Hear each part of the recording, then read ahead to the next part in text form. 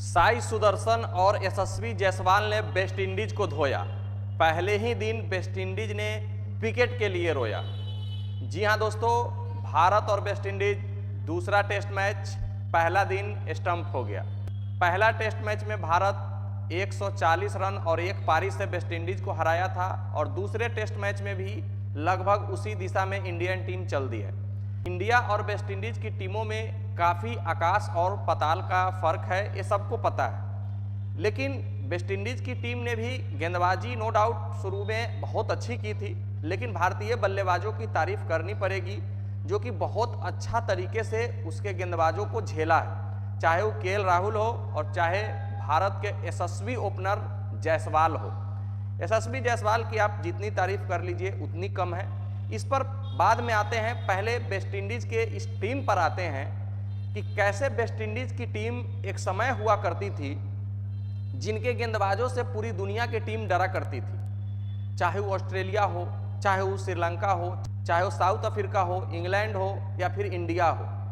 Michael holding से लेकर के और न जाने कितने ऐसे गेंदबाज थे जिनसे बल्लेबाज थर थर कांपते थे और वो वेस्टइंडीज के गेंदबाज हुआ करते थे।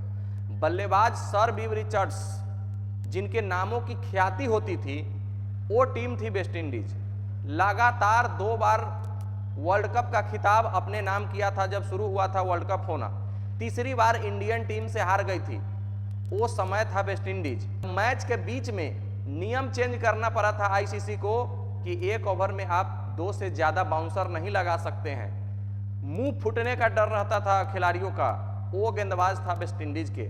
और एक आज की टीम है वेस्टइंडीज जो कि टेस्ट क्रिकेट की अगर आप बात कीजिएगा तो 8 नंबर पर बिलोंग कर रही है और कुछ खास कारनामा करने में नाकाम रहती है। इस पर वेस्टइंडीज के सारे दिग्गज मीटिंग भी किए हैं, चर्चा भी किए हैं। अभी आपको ड्रेसिंग रूम में सर बिव रिचर्ड्स दिखेंगे, डैरेन समी जो कि कोच है, ब्रायन लारा दिखेंगे। लेकिन वेस्टइंडीज क्रिकेट कहीं ना कहीं गर्त में जाते हुए नजर आ रही है और वेस्टइंडीज क्रिकेट के उत्थान के लिए इन सभी दिग्गजों को एक होकर के एक यूनिटी बनाना पड़ेगा, तभी जाकर के वेस्टइंडीज क्रिकेट का कायाकल्प सुधर सकता है। नहीं तो वेस्टइंडीज के अच्छे अच्छे प्लेयर बहुत कम एज में पैसों के लिए संन्यास ले रहे हैं और आईपीएल और पीएसएल जैसे लीग खेलने के लिए उतारू हो रहे हैं। खैर, वेस्टइंडीज क्रिकेट का अपना मसला है, लेकिन यशस्वी जायसवाल सैल्यूट है भाई आपको।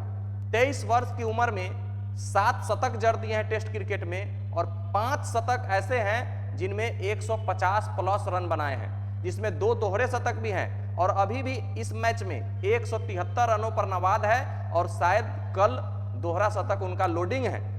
यशस्वी जायसवाल सचिन तेंदुलकर के कैटेगरी में आकर खड़े हो गए हैं। 23 वर्ष की उम्र में सचिन तेंदुलकर 11 शतक जड़े थे और यशस्वी जायसवाल ने 7 शतक जड़ा है, लेकिन उनसे ज्यादा शतक कोई नहीं जड़ा है 23 साल की उम्र में।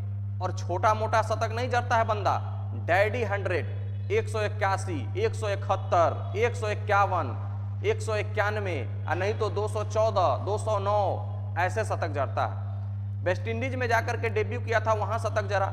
ऑस्ट्रेलिया गया, वहां शतक जड़ा। इंग्लैंड गया, वहां शतक जड़ा। इंडिया आया है, यहां शतक जड़ा है। ये बंदा भारत के लिए केवल और केवल एक फॉर्मेट खेलता है, बल्कि ये बंदा तीनों फॉर्मेट का परफेक्ट प्लेयर है। फिर भी भारत इसको एक ही फॉर्मेट खिलाती है क्योंकि भारत के पास इतना लग्जरी खिलाड़ी सभी है ना कि यशस्वी जायसवाल को कहा गया है कि कृपया आप अभी सिर्फ और सिर्फ टेस्ट क्रिकेट पर फोकस कीजिए। और आज का जो उनका शतक रहा है वो इतना आसान नहीं रहा है। वो अपने सर को नीचे गार करके पहले 49 गेंदों में मात्र 13 रन बना करके खेल रहे थे और अभी 253 गेंदों में 173 रनों पर नवाद है।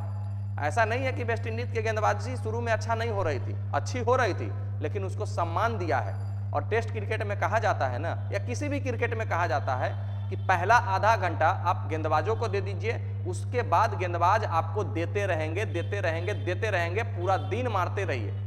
केवल और केवल 2 विकेट गिरे हैं भारत के, एक केएल राहुल जो कि 38 रनों की पारी खेली है और एक साई सुदर्शन जो कि वेल डिजर्व 100 डिजर्व करते थे, 87 रन बना करके एलबीडब्ल्यू आउट हो गए हैं और दोनों शिकार जोमेल बरिकन साहब ने किया है वेस्टइंडीज के लिए। इसके अलावा कोई भी गेंदबाजों को कोई विकेट नहीं मिला है और भारत का स्कोर 318 रन पर अभी भी 2 विकेट है।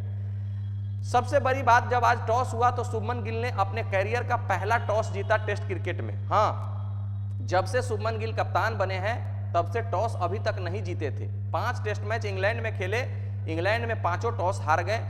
छठा मैच वेस्टइंडीज से अहमदाबाद में खेले, वहां भी टॉस हार गए। लेकिन आज 7वें टेस्ट मैच में उन्होंने टॉस जीता और उनको टॉस जीतने पर सारे खिलाड़ियों ने उनको बधाई दिया कि कांग्रेचुलेसन, आपने टॉस जीता। और टॉस जीतकर भारत ने बल्लेबाजी करने का फैसला कर लिया। और इससे यह तय होता है कि भारत 1 बार बल्लेबाजी करेगी और वेस्टइंडीज को 2 बार बल्लेबाजी करवाएगी और भारत के सभी बल्लेबाजों को बल्लेबाजी करने का मौका मिलेगा। क्योंकि पिछले बार अहमदाबाद में भारत दूसरी इनिंग में बल्लेबाजी की थी और 5 विकेट पर पारी को घोषित करना पड़ा था, क्योंकि ऑल आउट भी करना था दोबारा से वेस्टइंडीज को। लेकिन यहाँ ऐसा कोई टेंशन नहीं है। 2 दिन 2.5 दिन भी अगर इंडिया बल्लेबाजी करती है तो पर्याप्त समय है और भारत ये करना चाहेगी। अभी तक 4 बल्लेबाज बल्लेबाजी किए हैं, सभी ने अच्छा बल्लेबाजी किया है। शुभमन गिल और यशस्वी जायसवाल के बीच भी 50+ रनों की पार्टनरशिप हो गई है। उसके अलावा साई सुदर्शन और यशस्वी जायसवाल के बीच में भी 191 रनों की पार्टनरशिप हुई थी। केएल राहुल और यशस्वी जायसवाल के बीच में 58 रनों की पार्टनरशिप हुई थी। तो भारतीय बल्लेबाजी अपना परचम लहरा रही है। अब वेस्टइंडीज देखना है कल क्या कमबैक कर पाती है। आज तो उन्होंने विकेट के लिए खूब रोया है। मिलते हैं फिर नेक्स्ट वीडियो में, जब तक के लिए बेस्ट ऑफ लक, धन्यवाद, जय हिंद।